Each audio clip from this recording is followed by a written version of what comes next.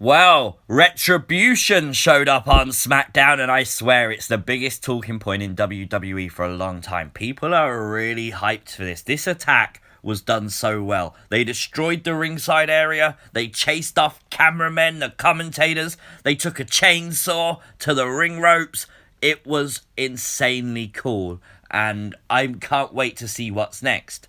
Now, we kind of already know with Retribution what the character-based group is going to be about. Pro Wrestling Sheet reported that the faction, although it remains unknown which wrestlers will make up the faction, they are reported to be causing chaos.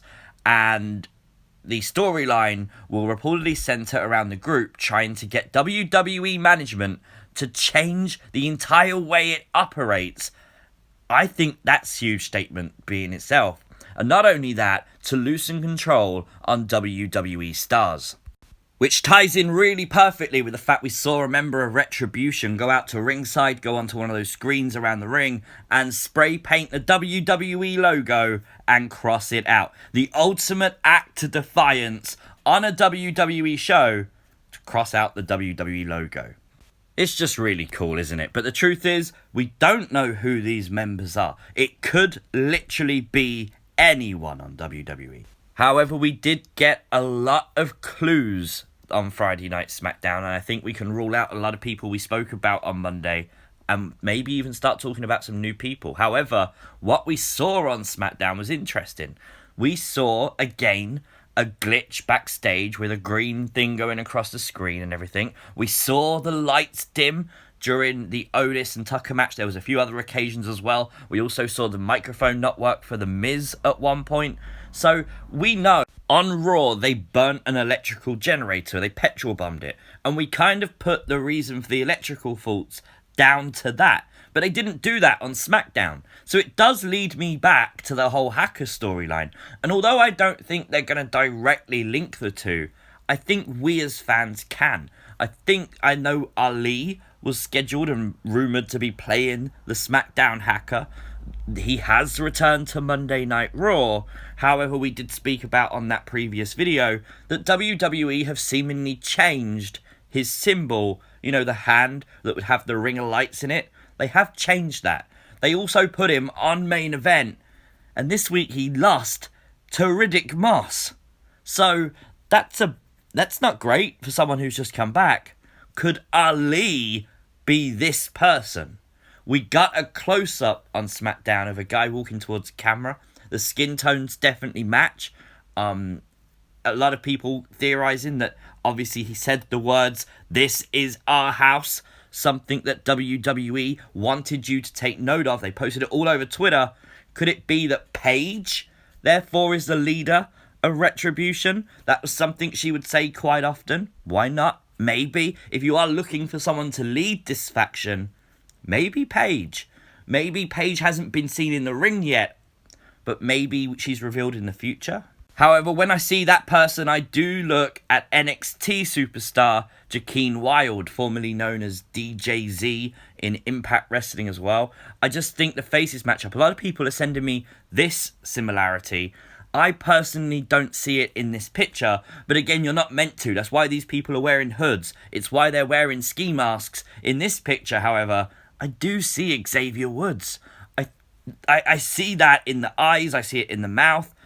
I'm not convinced 100%, but that's the first impression I get is Xavier Woods. I think that could be really, really interesting. However, I think WWE has to be careful that they don't interrupt Big E's story. Big E has waited for this breakout moment for years, and this is it. We haven't really seen him do a lot yet. It's mainly just been a lot of hype. Maybe that's what spurs him on to have a heel turn. Is Xavier Woods returning and Big E basically getting angry at that his spotlight's been taken away or something? That could potentially be the story. I think it would be an interesting one. I've seen a lot of theories about the chainsaw as well, saying how the chainsaw is linked to someone in Evolve. I kind of feel like it's too early to link the two. I kind of feel like a chainsaw was just like the ultimate shock. They all had crowbars, and we're not looking at people who use crowbars. So I kind of feel like it's reaching a little bit to kind of link someone with a chainsaw. I mean, you could literally say that's Terry Funk if you wanted to, because you're just linking something for the sake of it. One thing I thought was really cool is when Retribution went into the audience and beat up the Performance Center stars, of course we got to see their footwear. One of them specifically belonged to the woman who you could see in this picture was wearing the exact same shoes. Now, I like that. It's continuity across all brands. But maybe that does rule out the fact that you could have 5 people on Raw, 5 different people on Smackdown to make up one large faction. I think it is just 5 people for all of the shows. Now, when this guy chased up the commentators, I challenge you to go back and watch that. Because when he walked back down, tell me his voice did not sound like Eric Young.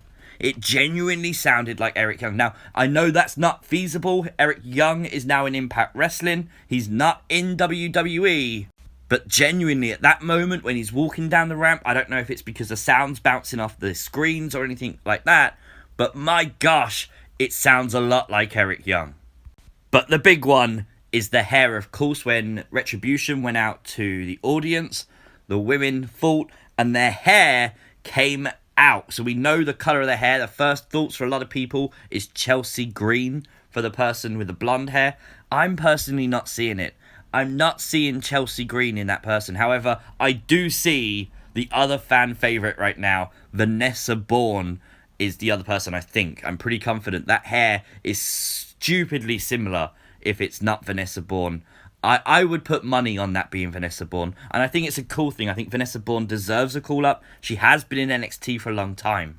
Slight edit. While I'm actually editing this video together, I'm actually looking again at this picture and I'm seeing it a lot during the edit process. So again, looking at it, I kind of do see former Evolve star Leon Ruff. I think that's a distinct possibility. I know we said Xavier Woods before, but maybe that is Leon Ruff.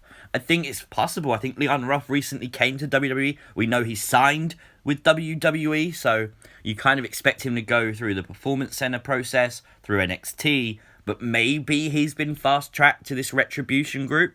That's very possible. I know Leon Ruff is someone we mentioned before, but I think seeing that picture a little bit clearer when I'm doing this editing, I do see Leon Ruff a lot. So that's an interesting one. Let me know your thoughts. However, I am seeing now a lot of people comparing the Retribution story on Raw to what we saw at the end of NXT. Of course, with Pat McAfee punning Adam Cole. When Pat was leaving, he shouted back, "What kind of crap establishment are you running here anyway? This is a crap show," and things like that. And people are saying that maybe Pat McAfee could be tied into Retribution. It's possible. I really hope not. I really do hope not. I think what we saw on Raw left us a little bit underwhelmed. What we saw on SmackDown over-delivered. It was huge. And I'm excited to now see what happens on Raw. I don't think you need to tie every story together in WWE. I am interested who these members are going to be. I am genuinely interested in what they're going to do next. Obviously, is Raw going to be attacked? That's going to be the big question. Could Raw Underground be attacked? I think there's a lot of different possibilities here. And also, when is the big reveal? When are we going to find out who Retribution is? Now, I do have to point out as well that one of the women did seem to have purple nails. Again, it's not something I really wanted to dive a lot into because literally anybody could potentially paint their nails purple. Although it does fit the Vanessa Borne theory. But I really want to know if you think I missed something on this video. Did you spot something no one else is talking about? Well, if so, let me know in the comments section down below. Of course, if you are new to the channel, please hit the subscribe button. We are on the road to 30,000, so I do appreciate every single one. Thank you very much for that. Like the video, share the video. Notifications will not go out, so please share the video. YouTube's really trying to screw a lot of people over recently, me included, with notifications, so please do that. I will see you, as always, next time. Peace!